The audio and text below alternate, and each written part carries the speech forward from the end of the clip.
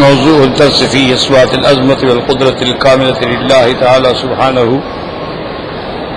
سورة الملك تفسير ابن كثير. الحمد لله رب العالمين والصلاة والسلام على أشرف الأنبياء وسيد المرسلين سيدنا محمد وعلى آله وأصحابه أجمعين. اللهم صل على سيدنا محمد وعلى آل سيدنا محمد كما صليت على إبراهيم وعلى آل إبراهيم في العالمين إنك حميد مجيد. أعوذ بالله من الشيطان الرجيم. بسم الله الرحمن الرحيم. تبارك الذي بيده الملك وهو على كل شيء قدير.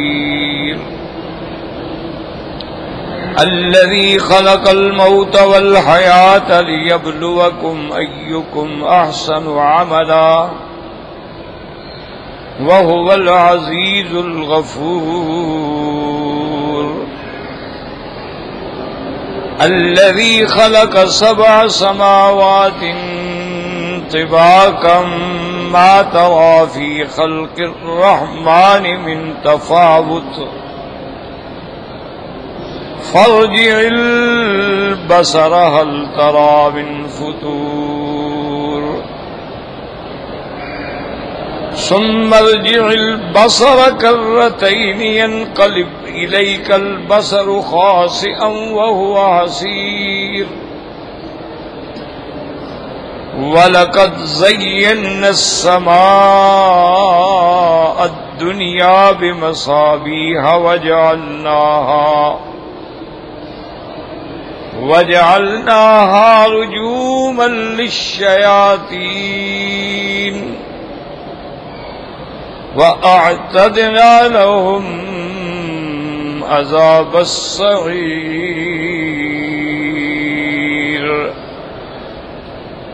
اس سے پہلے الحمدللہ ہم نے سورۃ التحریم کی تلاوت کی ہے، جس میں اللہ نے احکام تحریم، کفارہ یمین، اور اس کے بعد اللہ تبارک و تعالی نے اس میں توبہ اور توبہ نصوحہ کا ذکر فرمایا، اور اس کے بعد اللہ تبارک و تعالی نے تربیت اہل و اولاد کے بارے میں ارشاد فرمایا کہ ہر انسان کو چاہیے کہ اپنے اہل و عیال کی حفاظت کرے، تربیت کرے، ان کو جہنم سے بچائے. پھر آخر میں اللہ تبارک و تعالی نے 2 مثالیں پیش کی. ایک تو ان اشقیاء کی کہ جو حضرت نوح علیہ السلام کی بیوی کافرہ تھی، حضرت لوط علیہ السلام کی بیوی کافرہ تھی، لیکن پیغمبر ان کو کوئی نفع نہ پہنچا سکے چونکہ وہ ایمان پہ نہیں تھی. جو کفر پہ مرے گا اس کا ٹھکانہ جہنم ہے. اس سے ہمیں سبق ملا کوئی اس بات پہ ناز نہ کرے کہ میں فلاں بزرگ کی اولاد ہوں، فلاں پیر کی اولاد ہوں، فلاں مولوی کی اولاد ہوں. اعمال ہی کام آئے. اس کے بعد پھر اللہ تبارک و تعالی نے سعداء من النساء کا ذکر کیا. ایک بی بی آسیہ یعنی امرأۃ فرعون کا کہ فرعون کے گھر میں رہنے کے باوجود ایمان لائی، تو اس کا فرعون کے کفر نے اس کو کوئی نقصان نہ پہنچایا. اصل چیز ایمان ہے. اور اسی طرح پھر اللہ تبارک و تعالی نے بی بی مریم کا ذکر فرمایا، جو سیدنا عیسیٰ علیہ السلام کی والدہ ہیں اور جن کی بہت بڑی عظمت ہے اور جن کے نام پہ اللہ نے قرآن میں سورت کا نام ہی سورت مریم رکھا. اور اس کا جو سب سے بڑا شرف ذکر کیا اللہ نے وہ یہ تھا کہ احسنت فرجہا، کہ اس نے اپنی شرمگاہ کی حفاظت کی. یعنی سب سے بڑی خوبی عورت میں یہ ہے کہ وہ بد کردار نہ ہو. آدمی ہر چیز برداشت کر لیتا ہے، بدخلقی بھی برداشت کر لیتا ہے، بد زبانی بھی برداشت کر لیتا ہے، لیکن بد کرداری تو کوئی باعزت آدمی برداشت نہیں کر سکتا. پھر اتنی بڑی کرامت کی جبریل علیہ السلام آئے، پھر انہوں نے اللہ کے حکم سے پھونک ماری، پھر حضرت عیسیٰ علیہ السلام پیدا ہوئے، اور پھر اس کی خوبی یہ تھی کہ اللہ کے تمام احکام کی تصدیق کرنے والی اور اللہ کی عبادت کرنے والی تھی، تو ان چیزوں کا اللہ نے ذکر کیا۔ اس کے بعد جو سورت آج ہم تلاوت کر رہے ہیں یہ سورت الملک ہے، اور بعض دوستوں کا یہ بھی خیال تھا کہ چونکہ آج تقریباً 11 ربیع الاول ہے اور کل 12 ربیع الاول ہوگی، تو انہوں نے کہا کہ ایک تو ربیع الاول کے بارے میں بھی اگر کچھ بیان ہو جائے تو وہ زیادہ بہتر ہے۔ تو سب سے پہلے تو یہ سمجھیں کہ ربیع الاول جو ہے اس کو ربیع الاول کیوں کہتے ہیں؟ یہ بہار کی ابتدائی حصہ ہے، جب موسم بہار شروع ہوتی ہے تو اس کا ابتدائی حصہ ہے، تو لہذا ربیع مانا بہار اور اول مانا پہلا حصہ، اور اسی لیے اس کے بعد والا مہینہ جو ہے وہ ربیع الاخر کہلاتا ہے۔ تو ربیع الاول کا جو مہینہ ہے نا، اس میں کوئی شبہ نہیں ہے کہ یہ بڑی عظمت شان والا مہینہ ہے۔ اس کی سب سے بڑی عظمت تو یہ ہے کہ اسی مہینے میں سرکار دو عالم خاتم الانبیاء حبیب کبریا محمد مصطفیٰ صلی اللہ علیہ وسلم پیدا ہوئے، تو وہ یہی ربیع الاول کا مہینہ ہے، اس میں تو کوئی اختلاف نہیں۔ اب آگے اختلاف ہے کہ حضور پاک 2 ربیع الاول کو پیدا ہوئے یا 9 کو پیدا ہوئے یا 12 کو پیدا ہوئے۔ تو راجی روایات مبارکہ یہ ہیں کہ حضور صلی اللہ علیہ وسلم کی پیدائش جو ہے وہ بروز سوموار 9 ربیع الاول، اور اسی مہینے میں اللہ نے ایک ایسے پیغمبر کو بھیجا ہے جس نے پورے عالم میں ہر قسم کا انقلاب برپا کر دیا۔ دنیا میں بڑے انقلاب آئے ہیں، اقتصادی انقلاب آئے، سیاسی انقلاب آئے، لیکن یہ جو انقلاب محمدی ہے اس کا کوئی مقابلہ نہیں، کہ عقائد کی اصلاح ہو گئی، اعمال کی اصلاح ہو گئی۔ اللہ تبارک و تعالی نے حضور صلی اللہ علیہ وسلم کی صحبت سے صحابہ کو ایسے ہیرے اور چمکتے ہوئے ستارے بنا دیا، تو حضور صلی اللہ علیہ وسلم کی پیدائش جو ہے وہ تقریباً صحیح روایت کے مطابق 9 ربیع الاول ہے اور بروز سوموار۔ آپ کی ولادت مبارکہ سے پہلے آپ کے والد فوت ہو گئے، اور بی بی آمنہ فرماتی ہے میں بڑے عجیب عجیب خواب دیکھتی تھی، مجھے کچھ سمجھ نہیں آتے تھے وہ خواب۔ اسی طرح ایک خواب میں انہیں یہ بھی دکھایا گیا کہ جب حضور کی ولادت کا وقت آیا تو کسریٰ کے ایوان کے محل کے جو کنگرے تھے وہ گر گئے، آتش کدہ فارس جو ہے وہ بجھ گیا، اور اسی طرح بی بی صاحبہ فرماتی ہیں کہ آپ کی ولادت کے فوراً بعد ایسے معلوم ہوتا تھا کہ جیسے آسمان سے کوئی نورانی بادل آیا ہے اور اس نے اپنے اندر آپ کو چھپا لیا ہے تاکہ مجھے سامنے بیٹھے ہوئے بھی نظر نہیں آ رہے۔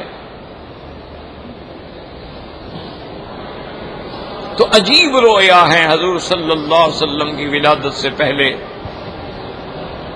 اور عین ولادت کے وقت میں، اور اس آپ کے دادا عبد المطلب جو ہے انہوں نے آگے آپ کا نام جو ہے وہ محمد صلی اللہ علیہ وسلم تجویز کیا۔ حضور صلی اللہ علیہ وسلم کا پہلا نام مبارک جو ہے وہ احمد ہے، جس کا ذکر قرآن میں ہے، جس کا قصہ ہم حضرت عیسیٰ علیہ السلام کا پڑھ رہے ہیں۔ وَمُبَشِّرًا بِرَسُولٍ يَأْتِي مِن بَعْدِ اسْمُهُ احمد۔ تو اس لیے علماء نے فرمایا کہ آپ کی ولادت سے پہلے آسمانوں میں جو نام ہے وہ احمد ہے، اور ولادت کے بعد جو نام ہے وہ محمد ہے صلی اللہ علیہ وسلم۔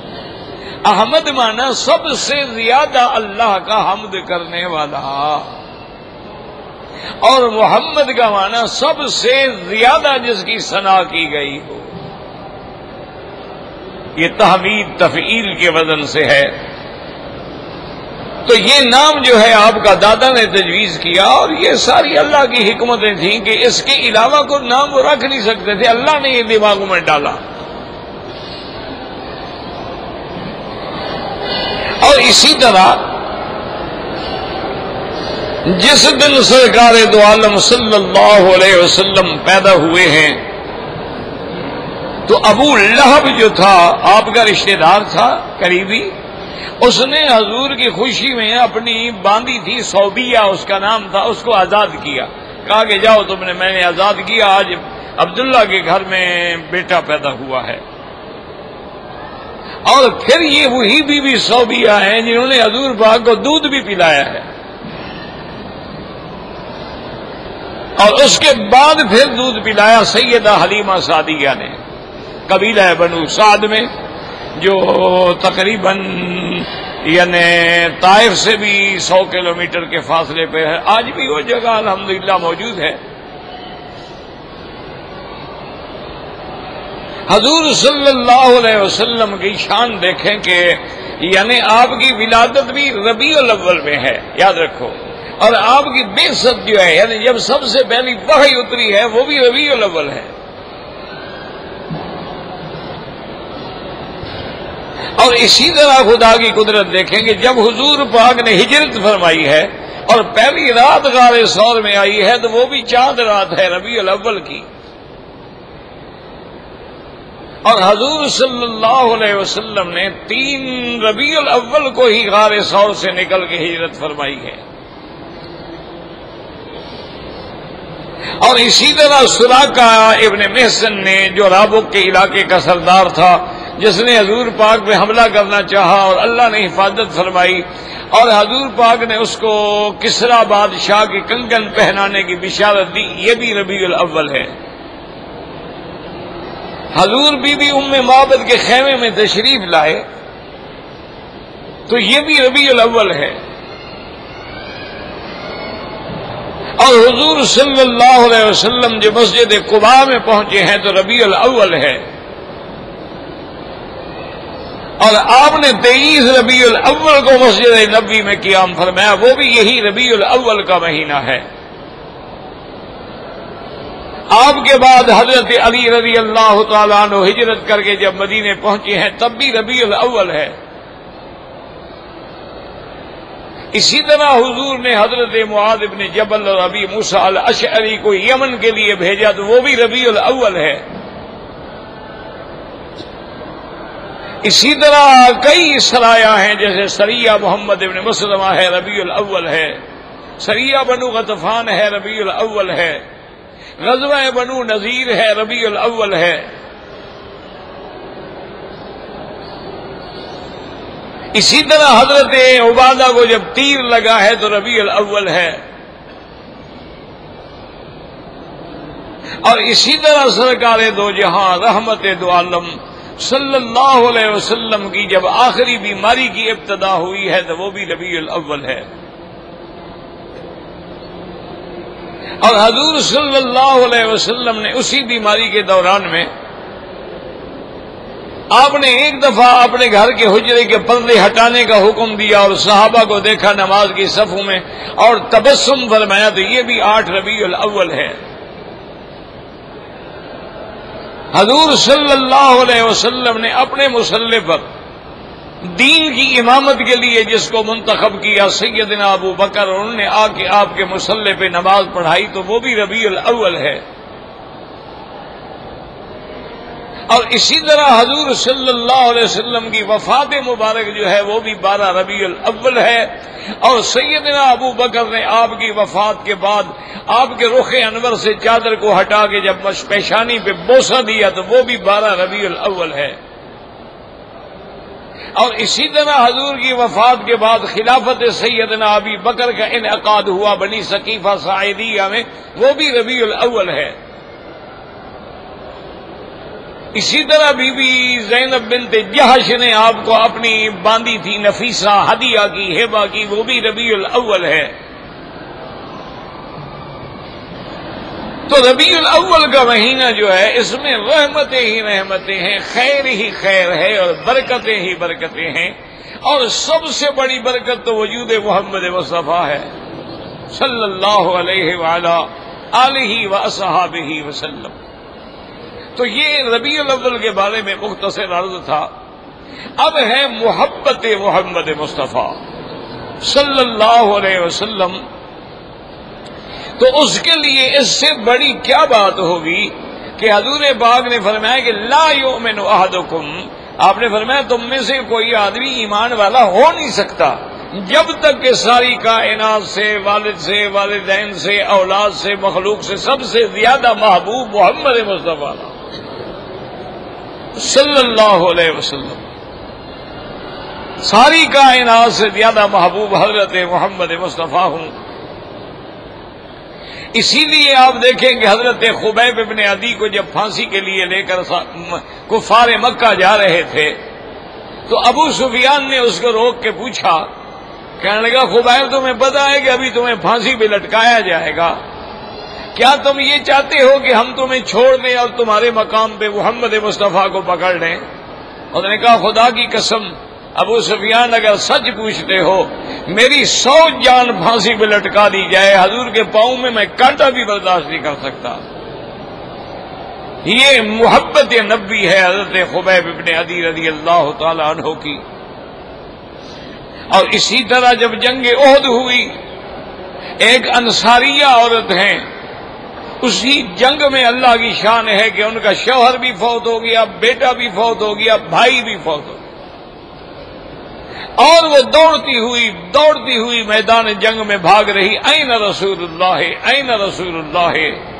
صلی اللہ علیہ وسلم کے حضور کہاں ہیں؟ انہوں نے کہا تیرا بیٹا شہید ہو گیا، انہوں نے کہا نہیں حضور کہاں ہیں؟ انہوں نے کہا حضور تو اور آگے ہیں۔ آگے گئی ایک اور صحابی نے کہا تمہارا تو شوہر شہید، انہوں نے کہا چھوڑو حضور کہاں ہیں؟ پھر تیسرے نے کہا تیرا بھائی بھی شہید ہو، انہوں نے کہا ان سب کو چھوڑو مجھے یہ بتاؤ حضور کہاں ہیں؟ اب جب حضور کے چہرے پہ نظر پڑی تو کہا فدا کا ابی و امی یا رسول اللہ، میرا ماں باپ آپ پہ قربان ہو، خدا کی قسم ہے اگر آپ سلامت ہیں تو باقی سب میرے شہید ہو جائیں وہ کچھ بھی نہیں ہے۔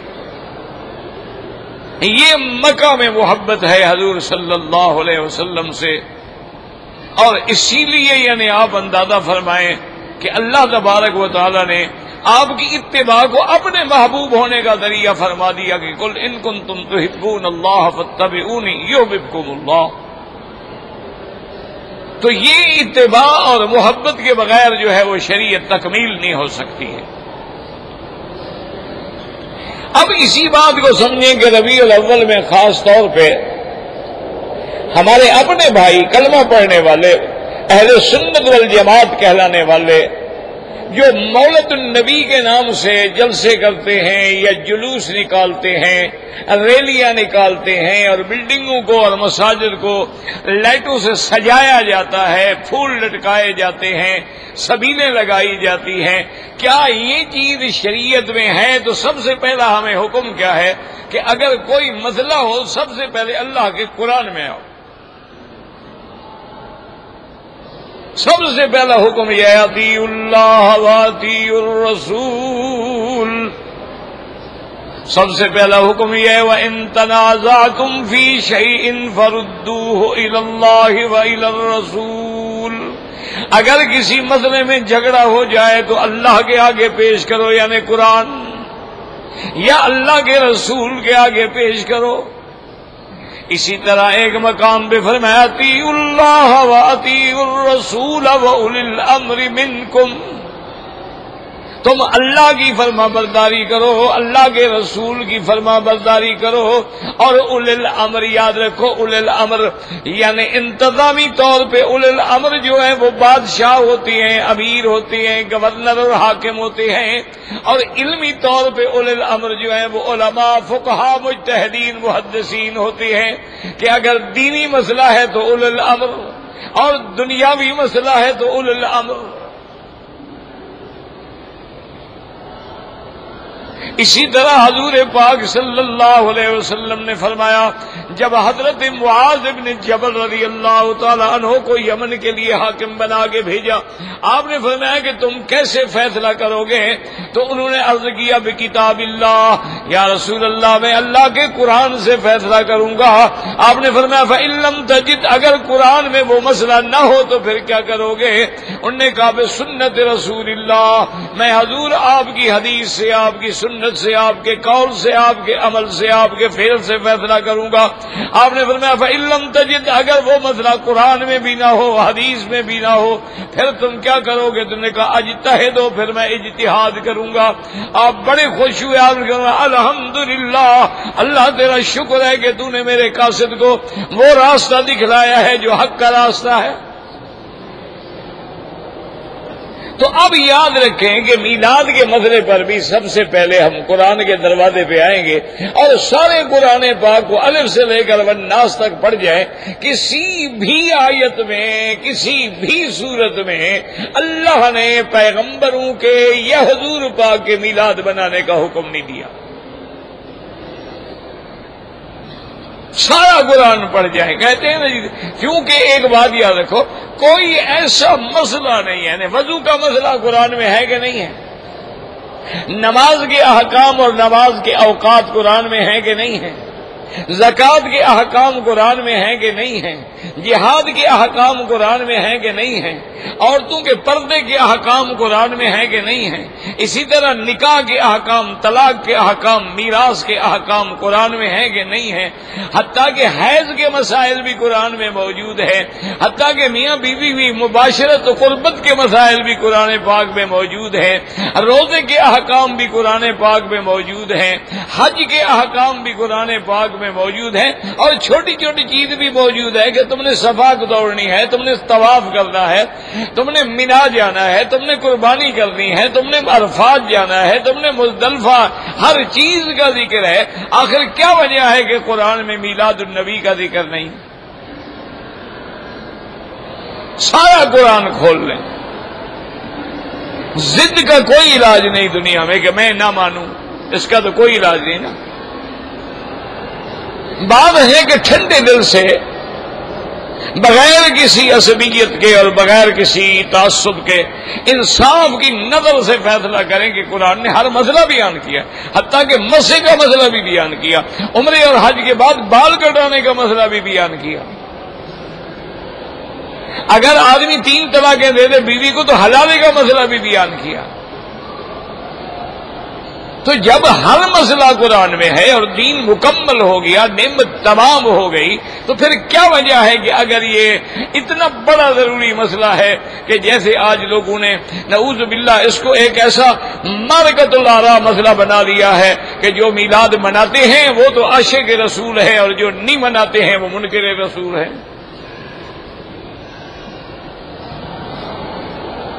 اب آتے ہیں حدیث رسول کی طرف کہ حضور پاک نے اپنی امت کو ہر چھوٹے سے چھوٹا مسئلہ بھی سمجھایا ہے،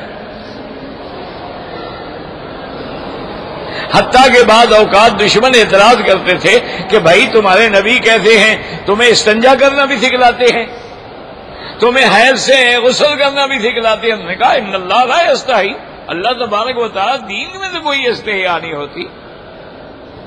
آخر ماں باپ اپنی اولاد کو نہیں سکھلاتے کہ استنجا کیسے کیا جاتا ہے، تو ماں باپ اگر شفقت کرتے ہیں تو نبی تو اس سے زیادہ شفقت کرنے والے ہیں، تو وہ اپنی امت کو کیسے جہنم میں ڈال دیں؟ اگر استنجا نہیں ہوگا، وضو نہیں ہوگا، وضو نہیں ہوگا، نماز نہیں ہوگی، نماز نہیں ہوگی تو ایمان ہی نہیں ہوگا۔ یہ معمولی مسئلہ تو نہیں ہے نا۔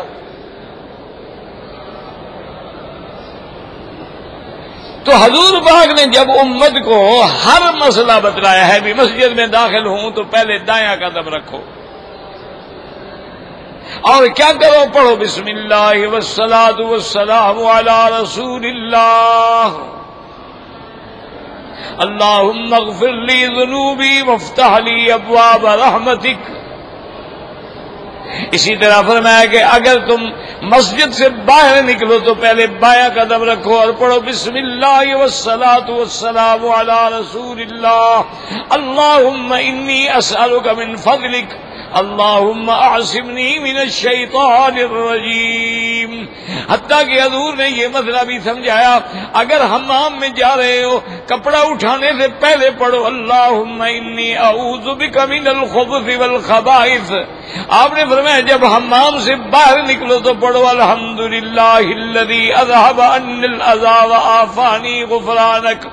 اللہ کے نبی نے فرمایا جب کپڑا پہنو تو پہلے دائیں ہاتھ سے پہنو اور اس کے بعد کہو الحمدللہ الذی البسنی او الحمدللہ الذی کسانی من الارا. فرمایا کھانا کھاؤ تو بسم اللہ الرحمن الرحیم، کھا لو تو کہو الحمدللہ الذی اطعمنا وسقانا وجعلنا من المسلمین. اور یہ بھی فرمایا کہ جو تیرے سامنے ہے اسی سے کھاؤ، اور یہ بھی فرمایا کہ لقمے آرام آرام سے لو، اور یہ بھی فرمایا کہ ٹیک لگا کے کھانا نہ کھاؤ، اور یہ بھی فرمایا کہ لیٹ کے کھانا نہ کھاؤ، اور یہ بھی فرمایا کہ چلتے پھرتے کھانا نہ کھاؤ. یعنی ایک ایک مسئلہ حضور نے سمجھایا ہے، اور یہ اتنا بڑا اہم مسئلہ ہے تو اللہ کے نبی نے نہیں بتایا کہ میرے بعد میری ولادت پہ جشن منانا ہے، بجلیاں لگانی ہے. آخر کیا بات ہے؟ وجہ کیا ہے اس کی؟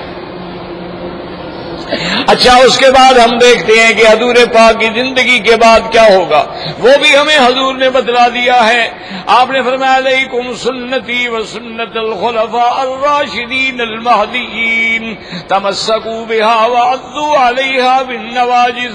آپ نے فرمایا میرا طریقہ، میری سنت اور میرے خلفاء راشدین کے طریقے کو مضبوطی سے پکڑ لینا، داڑھ سے پکڑ لینا. ایاکم ومحدثات الامور، خبردار دین میں نئی نئی باتیں پیدا نہ کرنا. کل محدثۃ بدعہ وکل بدعۃ ضلالہ، جو چیز دین میں نئی پیدا کرو گے وہ احداث ہے اور بدعت ہے، اور ہر بدعت کی سزا جو ہے گمراہی اور جہنم ہے. حضور نے یہ بھی بتلا دیا. اب ہم دیکھتے ہیں حضور کے بعد حضرت ابو بکر ہیں، حضرت عمر ہیں، حضرت عثمان ہیں، حضرت علی ہیں، حضرت حسن ہیں، حضرت حسین ہیں. آپ کے بعد آپ کی بیٹی سیدہ فاطمہ الزہرا ہیں. کیا ان لوگوں نے کبھی ایک دفعہ بھی عید میلاد النبی بنائی؟ تو اب یہ مسئلہ نہ قرآن میں ہے، نہ حدیث میں ہے، نہ خلفاء راشدین کی سنت میں ہے. اب ہم آتے ہیں چلو آخری راستہ کیا تھا کہ اجتہاد مجتہدین کے دروازے پہ. تو چاروں امام ابو حنیفہ، امام مالک، امام شافعی، امام احمد بن حنبل رحمہم اللہ تعالی علیہم اجمعین، اللہ کی ان پہ کروڑوں رحمتیں ہوں، چاروں امام کہتی ہیں کہ یہ بدعت ہے.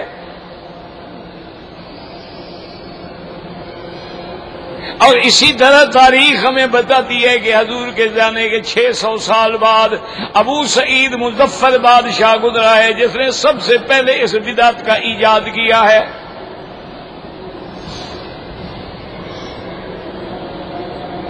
تو اب دیکھیں نہ ہمارا قرآن ساتھ دیتا ہے، نہ حدیث ساتھ دیتی ہے، نہ خلفاء راشدین کی سنت ساتھ دیتی ہے، نہ اجتہاد اور مجتہدین ساتھ دیتے ہیں، تو یہ پھر کیسے دین ہو گیا؟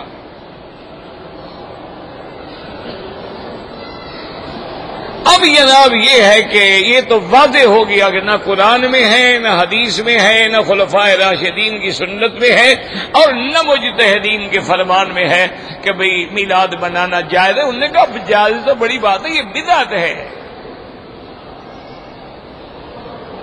اب جناب جو لوگ میلاد منانے کے قائل ہیں ان کے دلائل بھی میں عرض کر دوں. یہ نہیں ون وے ٹریفک تو نہ ہونا. جو لوگ یہ سمجھتے ہیں کہ میلاد منانا جائز ہے وہ کہتے ہیں جی سب سے بڑی دلیل یہ ہے کہ حضور نے فرمایا سوموار کا روزہ رکھو، چونکہ میں سوموار پیدا ہوا ہوں. تو یہ ولادت کی طرف اشارہ ہے، یہی تو میلاد منانے کی طرف اشارہ ہے. ایک دلیل وہ یہ دیتے ہیں، لیکن ساتھ یہ بیچارے بھول جاتے ہیں کہ حضور نے اکیلے سوموار کا حکم نہیں دیا، فرمایا سوموار اور جمعرات کا روزہ رکھا کرو. تو جمعرات تو ولادت نہیں ہوئی. پھر اس دلیل کی کیا واسطہ ہے کہ بھئی اس کا میلاد سے ثابت کیا جائے؟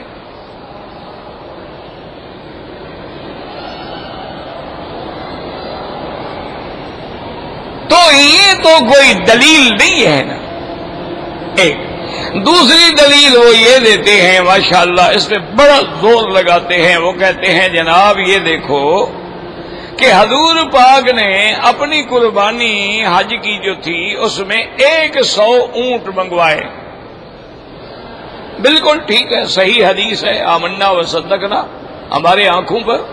جب ایک مسئلہ قرآن میں ہو حدیث میں ہو تو پھر کوئی کافر ہی انکار کر سکتا ہے. وہ کہتے ہیں کہ حضور پاک نے 100 اونٹ ذبح فرمائے، جن میں 63 اونٹ اپنے ہاتھ سے ذبح فرمایا، کیونکہ آپ کی عمر 63 سال ہے، اور باقی اونٹ جو ہیں وہ حضرت علی نے ذبح فرمایا. وہ کہتے ہیں دیکھیں حضور نے ہر سال کا میلاد جو ہے اس طرح بنایا کہ ایک ایک اونٹ ذبح کیا. چونکہ آپ کی عمر مبارک 63 سال تھی تو لہذا 63 اونٹ ذبح ہوئے، تو لہذا ہمارا میلاد تو ثابت ہو گیا کہ حضور نے 63 سال میلاد بنایا ہے.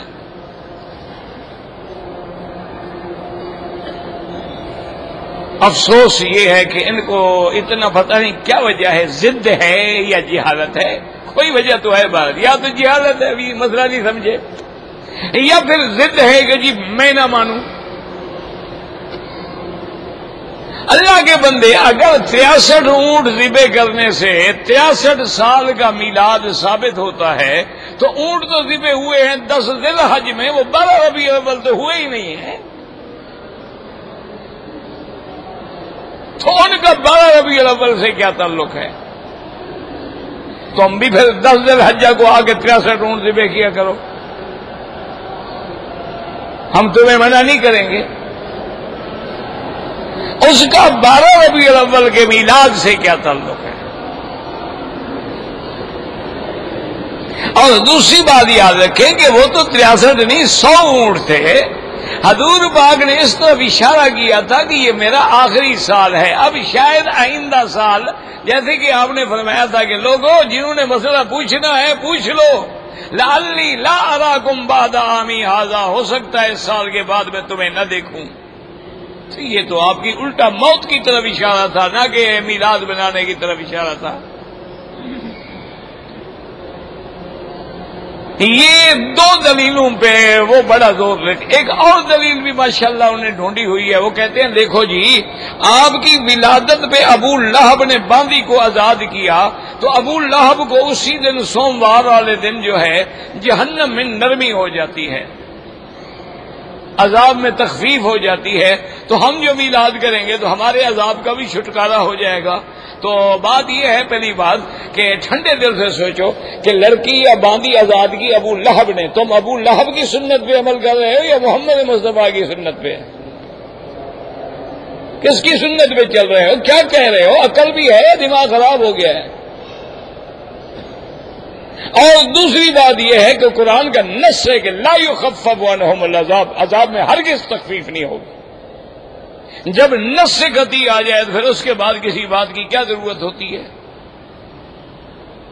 تو یاد رکھیں کہ یہ سارے دلائل جو ہے جن کے اندر کوئی ذرے کے برابر بھی حقیقت نہیں ہے،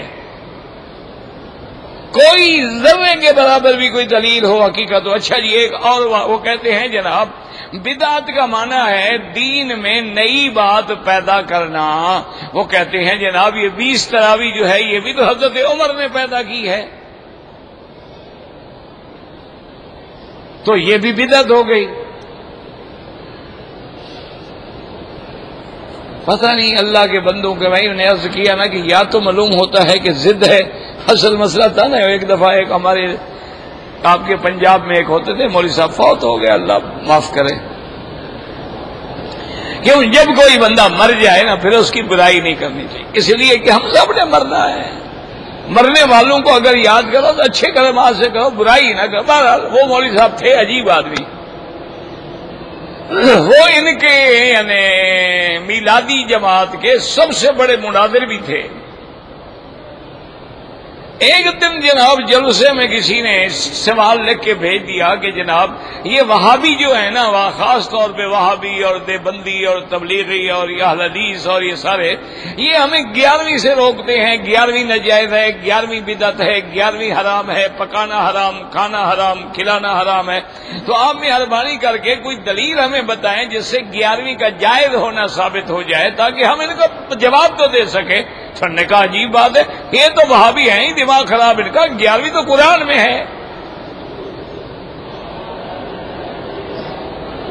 سارے لوگ حیران ہو گئے، جناب آج تک ہم نے تو قرآن میں نہیں پڑھا یہ مسئلہ۔ مولوی صاحب انہوں نے کہا قرآن کہتے ہیں انی رأیت 11 کوكبا، حضرت یوسف نے کہا کہ میں نے دیکھے 11 تارے، تو 11 سے 11ویں ثابت ہو گئی، نعرہ تکبیر بس۔ آگے قوم بیٹھی ہوتی ہو کہتی ہے سبحان اللہ، ماشاء اللہ ماشاء اللہ۔ مفسر ہو تو ایسا ہونا، آج تک اس طرح کا کسی نے ترجمہ کیا ہے؟ باقی اس طرح کا کفر کسی نے نہیں کیا، یہ ہم بھی مانتے ہیں۔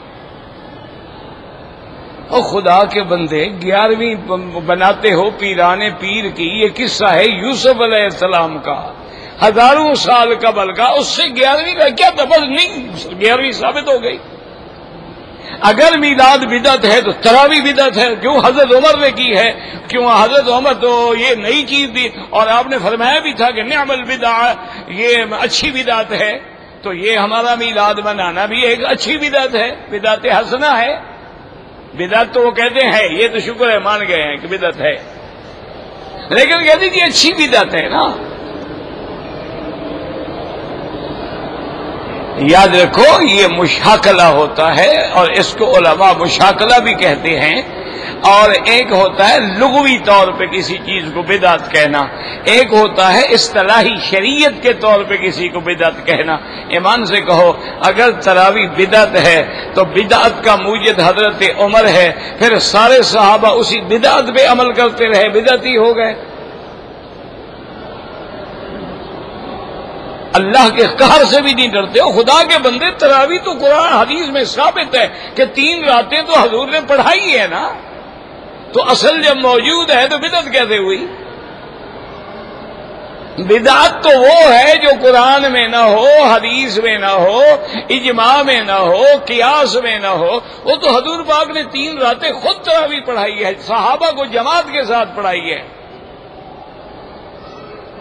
3 راتوں کے بعد حضور پاک تشریف نہ لائے، اور صبح کو آپ نے فرمایا صحابہ سے کہ میں آمدن نہیں آیا، اس لیے کہ مجھے خوف ہوا کہ نبوت زندہ ہے، وحی جاری ہے، کہیں اللہ کو یہ نمونہ پسند آ گیا اور میری امت پہ یہ تراویح فرض ہو گئی تو پڑھنا مشکل ہو جائے گا۔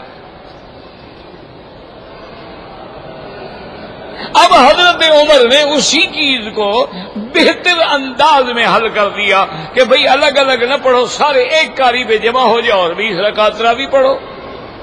تو حضرت عمر کے زمانے سے لے کر یعنی آج تک جو ہے وہ 20 تراویح اور 3 وتر پڑھائے جاتے تھے، اور حضرت عمر کے زمانے میں پڑھانے والے ابی ابن کعب تھے، اور پھر سارے صحابہ میں کسی ایک صحابی نے بھی اعتراض نہیں کیا۔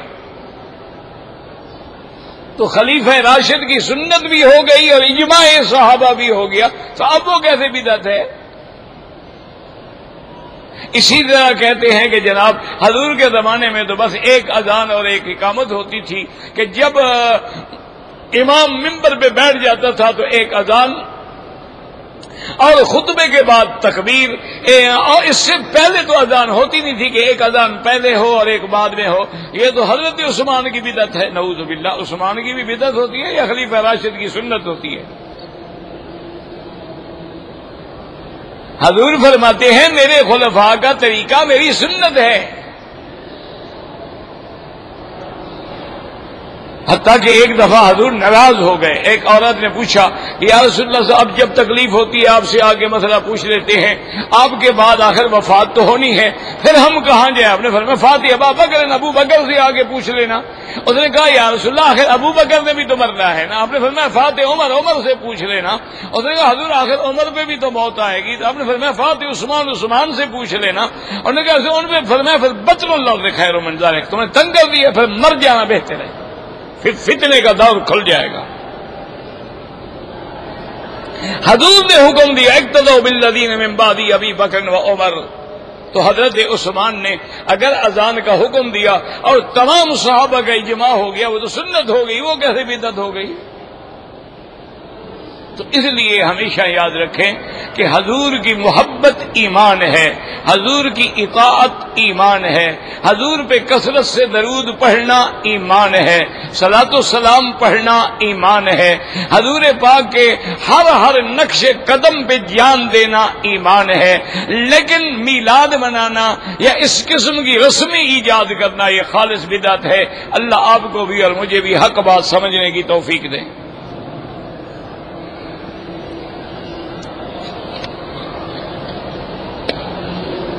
30 سال کے بعد جو قبرستان ہے اس کو مسجد کے لیے یا کسی اور مقام کے لیے استعمال کریں، بالکل نہیں کر سکتے، وقف ہو گیا مردوں کے لیے۔ اب مردوں کی زمینیں بھی چھیننے لگے ہو، پہلے لوگ زندہ کی چھینتے تھے۔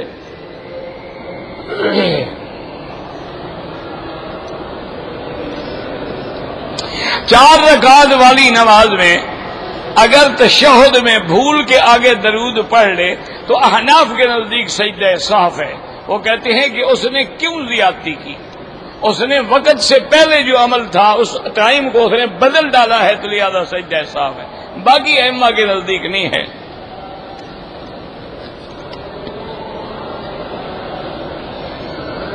اگر ہم ریڈیو پہ قرآن سن رہے ہیں اور سجدہ تلاوت آ جائے تو کوئی ضروری نہیں۔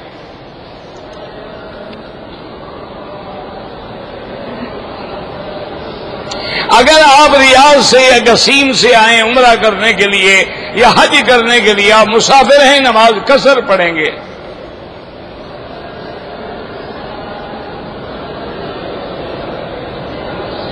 میں نے دم کیا، بکرا بنوایا، باہر عورتیں کھڑی تھی، انہوں نے مجھ سے چھین لیا تو اچھا کیا، غریب تھی بیچاری، چھینتی نہ تو کیا کرتی؟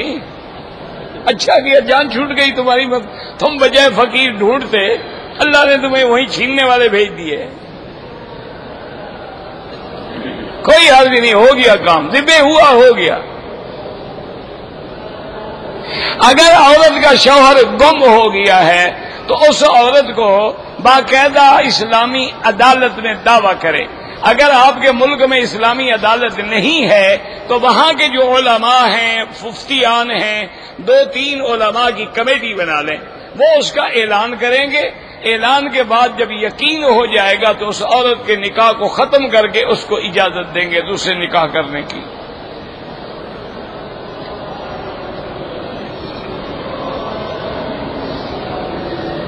یہ تو اللہ کا انعام ہے کہ جزاء بما کانوا یعملون، یہ اکرام ہے۔ جیسے کوئی بادشاہ کسی کو ہدیہ دیتا ہے، وہ کہتا ہے جناب کرم ہے، نہیں بھئی آپ اس کے مستحق تھے۔ یہ تو اس کا کرم ہے کہ فرما رہے ہیں کہ بما کانوا بسبب ما کلوا واشربوا ہنیئا بما اسلفتم فی الایام الخالیہ، یہ تو ارحم الراحمین کا اکرام ہے، ورنہ ہمارے عمل کیا ہے؟ ہم ساری زندگی عمل کریں، ایک نعمت کا بھی شکر نہیں۔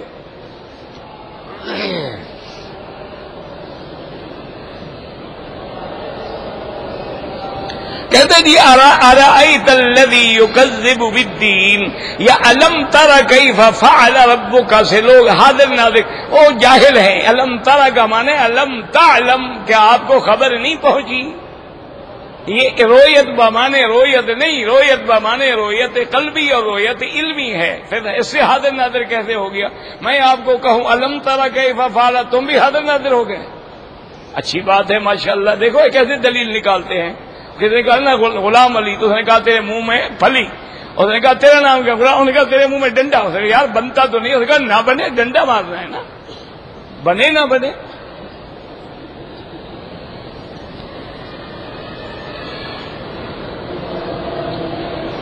میرے ایک دوست کی منگنی ہوئی ہے، شادی نہیں ہوئی، تو اپنی بیوی سے ٹیلی فون پہ یا ویسے بات کر سکتا ہے۔ اگر نکاح نہیں ہوا تو ناجائز ہے۔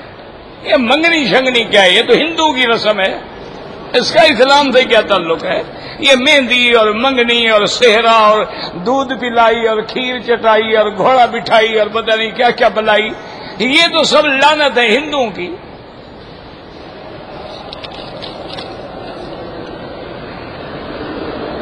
کہتے جی ہم نے دیکھا میت کا چہرہ حرم میں کھلا ہوا تھا، تمہارا دماغ خراب ہے، وہ کوئی محرم ہوگا، اس کے لیے حکم ہوتا ہے کہ سر نہ ڈھانکا جائے۔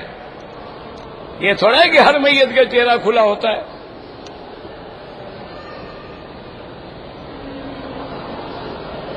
میرے بھائی جدے سے مکہ آئے تھے، مکے سے احرام باندھ کے حج کیا، دم پڑ گئی، ان کو جدے سے باندھنا چاہیے تھا، ورنہ مسجد عائشہ جاتے۔ میں نے تھوڑے بال کاٹے تھے عمرے کے تو دم پڑ گئی۔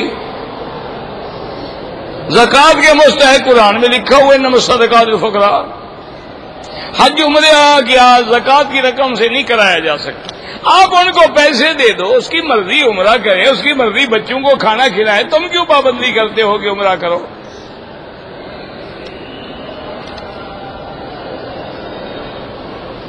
کہتے جی کہ ربیع الاول میں کوئی ذبیحہ کرنا کوئی بالکل شریعت میں ثابت نہیں، اگر حکم ہوتا تو سب سے پہلے حضرت ابو بکر، عمر، عثمان، علی کرتے۔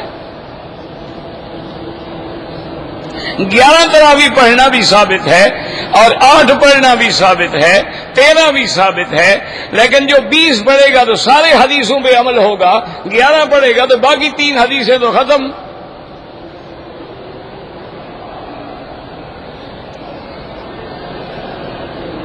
میں نے عمرے میں انڈر ویئر پہنے رکھا، دم ادا کرو۔ حج حرم میں جو تہجد کی اذان ہوتی ہے یہ ثابت ہے بالکل۔ حضور کے زمانے میں 2 مؤذن اذان دیتے تھے، عبداللہ ابن ام مکتوم اور حضرت بلال، ایک تہجد کی اور ایک جو ہے فجر کی۔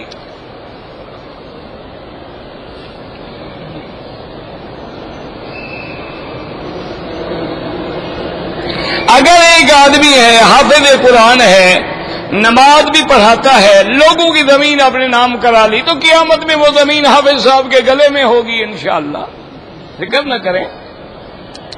ربنا تقبل منا انك انت السميع العليم وتب علينا انك انت التواب الرحيم وصلى الله تعالى على خير خلقه سيدنا محمد وعلى اله وصحبه اجمعين اللهم صل على سيدنا محمد وعلى ال سيدنا محمد كما صليت على ابراهيم وعلى ال ابراهيم في العالمين۔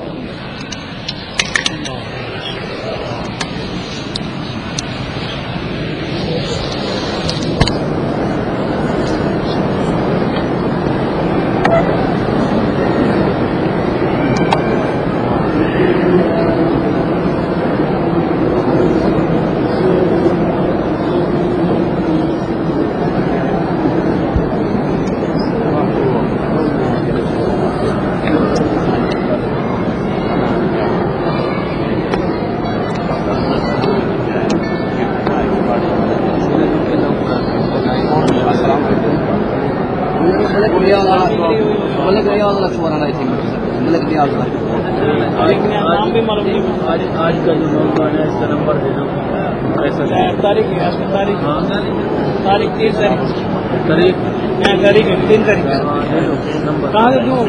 دوں بتائیے نا تاریخ مدینی اسکول جمعہ کی آپ کی ایک کام کرتا ہوں تاریخ بھی آپ